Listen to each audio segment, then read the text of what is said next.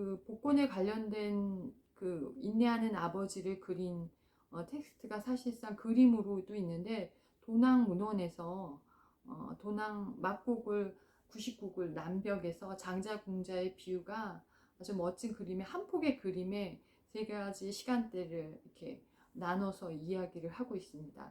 이 벽화가 사실상 19시대에, 그러니까 10세기 전반기에 그려진 것으로 추정이 되고 있고요. 이 도낭 막고글의 98굴 남벽에 남아 있는데, 이 장자궁자의 긴 이야기가 세 부분으로 나누어져서 소개하는 장면이 굉장히 유명합니다.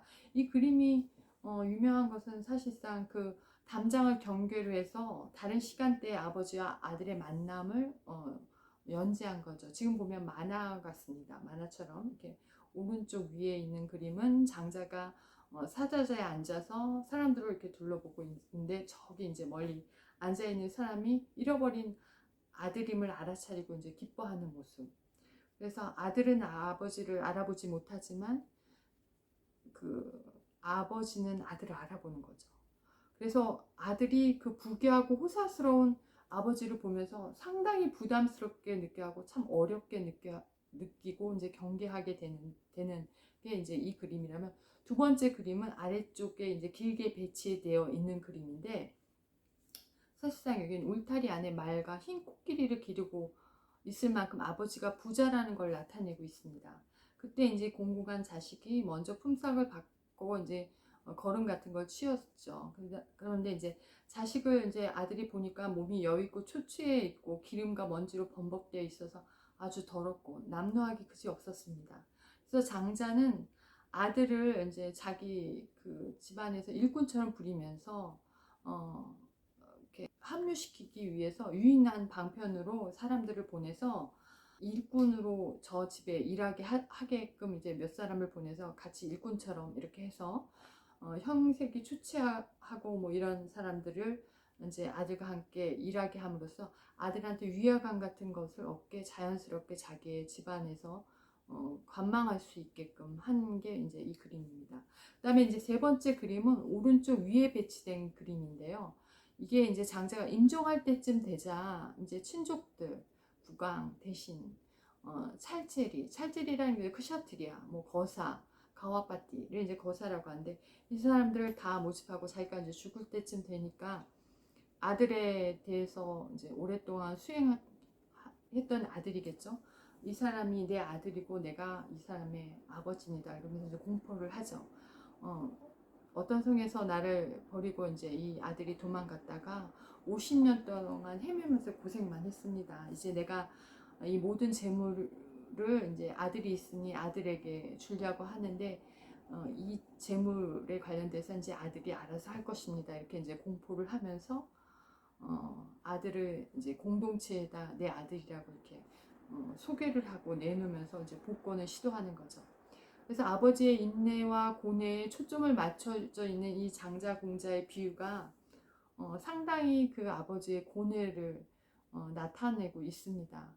특히 이 장자궁자의 비유가 누가복음에 전해지고, 그 누가복음을 통해서 그 스토리를 통해서 이제 앙드레시드 같은 사람, 렘프란트 같은 사람들이 거기에 대해서 새롭게, 그 스토리에 대해서 새롭게 이제 글을 썼죠. 그래서 앙드레지드 같은 경우는 1930년대 중반에 이 이야기를 이제 당대 지식인들에게 이제 의미를 부여하기 위해서 이 문학에 관련돼서 이제 새롭게 썼습니다. 이 앙드레시드는 사실상 니체 철학과 굉장한 많은 관련성을 갖고 있기 때문에 크게 주목을 받고 있습니다.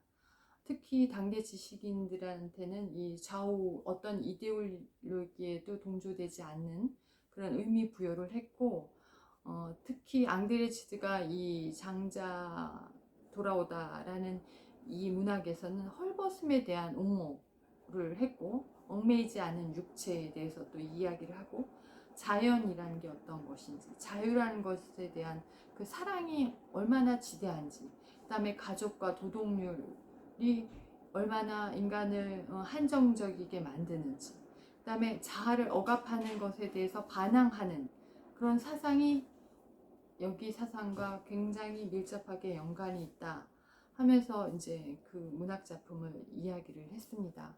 그래서 윤리 도덕은 사실상 과거로 갈수록 얽매여 있다고 할 수 있습니다. 그래서 미래로 갈수록 굴레 밧줄이 좀 느슨해지는 경향이 있습니다. 예를 들면은 뭐 여러 가지가 있겠지만 최근에 그 간통죄 뭐 이런 거 같은 거 예전엔 감옥에 갔지만 지금은 뭐 인간 육체에 관한 자유로움을 인정해야 된다. 이러면서 이제 법적으로 감옥에 가지 않아도 되는 뭐 이런 거. 그다음에 상당히 인간 중심적으로 확장해 되어 있고 거기에 대해서 이제 법률가들, 철학가들, 사상가들, 그다음에 사회 구조에 관련된 많은 그 사회복지사들이 관심을 갖고 이제 점점 인간의 자유에 관련돼서 경계를 푸는 쪽으로 이게 법이 그다음에 인간의 철학이 그런 쪽으로 가고 있는 것 같습니다. 그래서 앙드레 지드의 그 탕자 돌아오다의 그 본질과 토대는 개인주의, 아나키즘 사상에서 찾아볼 수가 있고요. 지식인들에게 새로운 지대, 그 새로운 지대라는 것은 자유로움을 탐색하게 하는 그런 영역을 우리한테 마련해 준다고 할 수 있겠습니다. 앙드레 지드의 그 윤리 도덕에 관한 문제는 사실상 자유로운 상상력의 헌사라고 할 수 있습니다. 앙드레 지드는 어떻게 얘기를 하냐면요. 탕자는 어쩔 수 없이 아버지 집으로 귀환을 한다 이렇게 얘기를 하죠.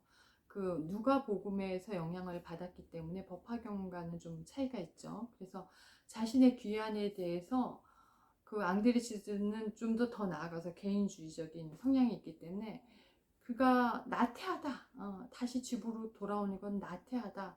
더 자유롭게 세상에서 더 유행하는 인간이어야 되는데 집으로 돌아왔을 때는 벌써 그가 나태했기 때문이다. 이렇게 이제 얘기를 합니다. 그래서 앙드레 지제의 탕자는 광야에서 견딜 힘과 용기가 소진되었기 때문에 귀환했다. 회개했다.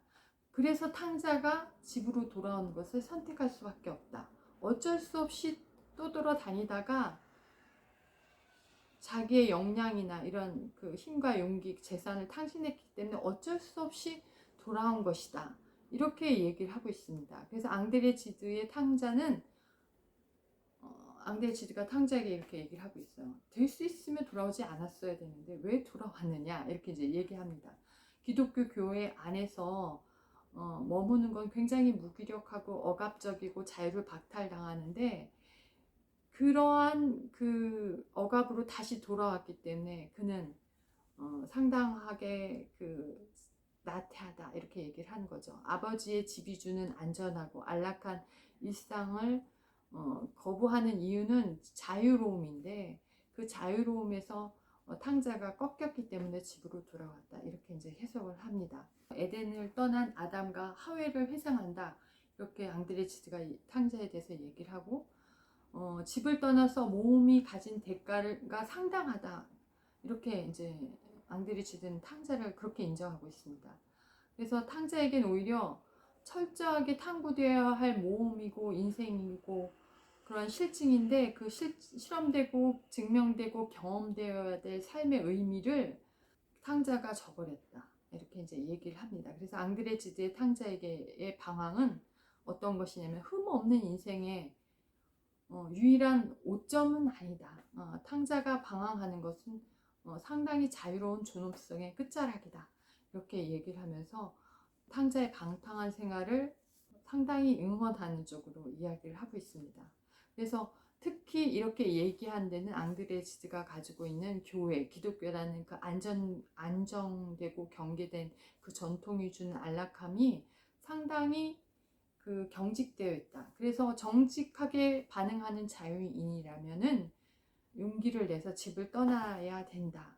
이렇게 자유로운 인생은 고생스럽지만 미지의 세계를 경험하고 그다음에 호기심을 가진 인생이다.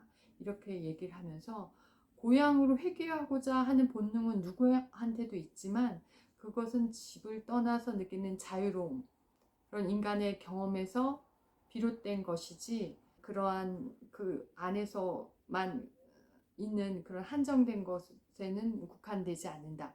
이렇게 이제 얘기를 하고 있습니다. 그래서 인류는 사실상 용기를 가져야 된다. 자신의 내면의 갈증이나 욕망의 길을 쫓아서 떠나야 된다. 사람들은 사실상 어떻게 얘기하냐면 너만은 이곳으로 돌아오지 않으면 좋겠다. 너만은 자유롭게 나가서 금이 환영하는 것보다는 그곳에서 뿌리를 내리고 자유로움을 사는 인간이었으면 좋겠다.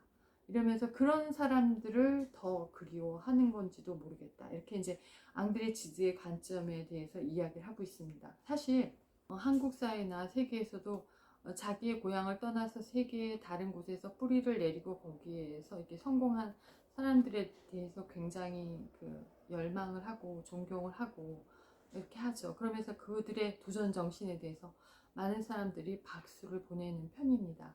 앙드레 지드는 그러한 관점에서 기독교적인 토양에 미련을 두면서도 상징적으로 집을 벗어나지 않을 것 같은 인간에 대해서 탕자를 통해서 응원하고 격려하는 그런 메시지를 보내고 있다고 할 수 있습니다.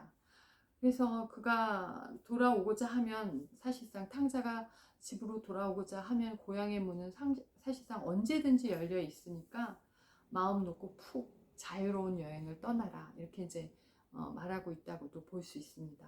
그래서 그 방랑의 길 끝자락에는 언제나처럼 그 아버지가 항상 기다리고 있고 그의 일탈이더라도 다시 돌아왔을 땐 그걸 응원한다. 이런 메시지가 사실상 앙드레 지드의 문학에는 깔려 있다고 할 수 있습니다. 탕자는 사실상 일탈을 완전하게 환영하죠. 특히 앙드레 지드에서의 탕자의 일탈은 환영받는 존재입니다. 우리가 자유를 인정해주고 받아들여주는 것은 사실상 고향 같은 아버지 항상 그곳에 있기 때문에 그 일탈을 접고 돌아왔을 때 아버지가 품어주기 때문이라고도 할 수 있습니다. 그래서 아버지는 사실상 내가 여기 고향에 지키고 있으니 너는 자유롭게 세상을 보고 너만은 자유롭게 삶을 살아라. 내가 너의 그 뒤치다거리를 다 해주겠다.